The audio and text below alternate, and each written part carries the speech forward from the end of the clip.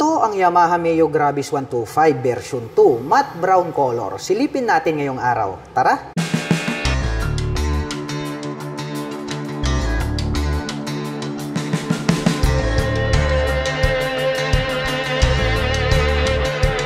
Ito ang Yamaha Mio Gravis 125, matte brown color. Napaka-astig din po pala talaga ng body and design ng scooter na ito. Very attractive po ito pong kanyang blue fins na V-shape design dito sa bandang harapan. Ayan, oh. Blue color po yan. At ito pong kanyang mga integrated na turn signals ay located na po rito sa bandang itaas. Kaya very visible po yan kapag kayo po ay liliko sa kanan at kaliwa. Silipin naman po natin itong kanyang V-shape design na headlight. Ayan, mayroong mga spiral designs. Mayroon po yang high beam and low beam, of course. At matulis din po ito pong kanyang front face cover dito. Combination po ito ng parang kaliskis ng dragon, no? Black color and then matte brown. At dito po sa bandang itaas, mayroon po siya ritong Gravis na badge.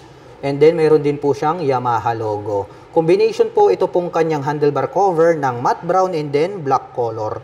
At may nakalagay naman po rito na Mio in black color na decal. Habang dito naman po sa kabila, meron pong decal dito na nakalagay na stop and start system. At mapunta naman po tayo rito sa kanyang front suspension. Glossy black naman po ito pong kanyang telescopic fork. At ito po ay naka single rotor disc brake with single pot caliper na glossy black. Ito pong kanyang cast wheel is star design. Black din po yung kanyang kulay. At ang sukat naman po ng kanyang gulong ay mayroong sukat na 100 by 90-12. Matte brown color naman po ito pong kanyang front fender. At napansin ko lang nandirito po pala nakaposisyon sa bandang gitna ito pong kanyang horn. Silipin naman natin itong kanyang side profile. Matulis din po yung pagkakadesign itong kanyang pairings. Very attractive din po dahil muscular yung pagkakadesign. May minimal decal naman po rito na orange tapos black at may nakalagay naman po dyan na Yamaha in white color. Dumako naman po tayo rito sa bandang itaas. Silipin naman po natin ito pong kanyang fully digital meter panel display. Maganda rin mga ka-LM, mahaba po ito pong kanyang digital display. May Yamaha logo sa gitna at mayroon naman pong button selector dito sa bandang ibaba. At pagdating naman po rito sa kanyang mga button selectors, mayroon po tayo ritong high beam and low beam, turn signal selector at ang kanyang horn. Habang dito naman po sa kabila, ito po ay mayroong idling stop system or yung auto stop start system. Nandito naman po yung kanyang electric starter at mayroon na rin po siyang hazard. At may nakalagay po rito sa bandang itaas na Blue Core Technology yung kanyang engine design. Dito naman po sa kanyang mga brake levers is chrome color po siya. At napansin ko lang may naka-emboss na part dito. Equipped na rin po pala ito ng park brake lock. So malaking bagay din yan kapag nagpunta po kayo sa mga matataas or mabababang lugar at nagpark kayo, ay very safe po itong inyong scooter dahil maglalak po yung kanyang gulong sa likuran at maiiwasan pong madausdos itong ating scooter. At pagdating naman po rito po sa kanyang ignition, ito po pala ay gumagamit ng mechanical key. May shutter lock key na rin po yan for safety purposes. At ang kagandahan yan, ito pong bagong Yamaha Gravis, ay included na po pala rito yung kanyang fuel at seat opener. At dito po pala sa bandang itaas, mayroon na po siyang integrated na USB charging socket. So gagamit pa po tayo dyan ng car lighter para makapag-recharge po tayo ng ating mga mobile phones. At ang kagandahan yan, located po pala dito sa bandang harapan. Ito pong kanyang fuel tank. At ito po ay mayroong fuel tank capacity na 4.2 liters. At mayroon naman po itong 47 km per liter na fuel consumption. Mayroon din po pala itong front pocket dito po sa left side. Malalim din po siya. So, pwede po kayong maglagay dito ng mobile phones, coins, and then gloves. Mayroon din po itong utility hook dito sa bandang gitna. At ito naman pong kanyang footboard, malawak din po siya. Mayroon naman po siyang rubber cover on top na anti-slip. Ngayon, sukatin natin kung malapad ba. Ayan, spacious naman po siya mga ka-LM. Kaya very comfortable po sakya ng scooter na ito. At ito naman pong kanyang upuan, malapad din po siya.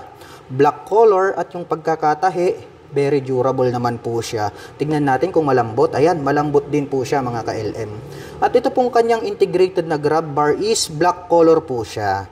Mapunta naman po tayo rito po sa kanyang side profile. Combination po ito ng black and then matte brown. May makikita tayo rito na minimal decal na black and then orange. At may nakalagay naman po rito na Mio Gravis na 3D emblem. Chrome color naman po yan. At ito pong kanyang pillion step para sa ating back rider is chrome color po siya, die-cast, not fadable, at hindi po yan nagraras. At ito pong kanyang side stand ay equipped na po ito ng side stand engine cut-off switch. At ito pong kanyang center stand is glossy black color. Dumako naman po tayo rito sa dulo. Silipin naman po natin ito pong kanyang turn signals at ito pong kanyang tail light. Ayan o, ang astig po pala ng pagkakadesign ito pong kanyang tail light assembly. At ang Yamaha Mio Gravis 125 ay meron po itong 780mm na seat height. Ngayon naman ay susubukan natin sakyan para maipakita ko sa inyo kung gaano nga ba ito kataas. Para po sa mga magtatanong, ang aking height is just around 5'6". Makikita nyo naman, lapat na lapat po yung aking paa into the ground. Kaya very comfortable po ito para po sa mga tulad ko na 5'6" in height. Para naman po sa mga kababayan natin na hindi naman masyadong katangkaran, sa tansya ko kayang-kayang i-manage ito na mga 5'3" and above. At ito pong kanyang rear fender, malapad. Mayroon po siyang added light reflector dito po sa bandang gitna. At ito pong kanyang rear fender, ang kanyang nagsisilbing plate holder. At pagdating naman po rito po sa kanyang rear suspension, ito po ay gumagamit ng single shock absorber. Yung coil spring na ginamit is glossy black. At gumagamit naman po ito ng drum brake para naman po rito sa kanyang rear braking system. Dumako tayo rito sa kabila. Silipin natin ito pong kanyang stock pipe. Matte black naman po ito pong kanyang head protection guard. At mayroon naman po itong single exhaust. At ang sukat naman po ng kanyang gulong rito po sa bandang likuran, ito po ay mayroong sukat na 110/90-12.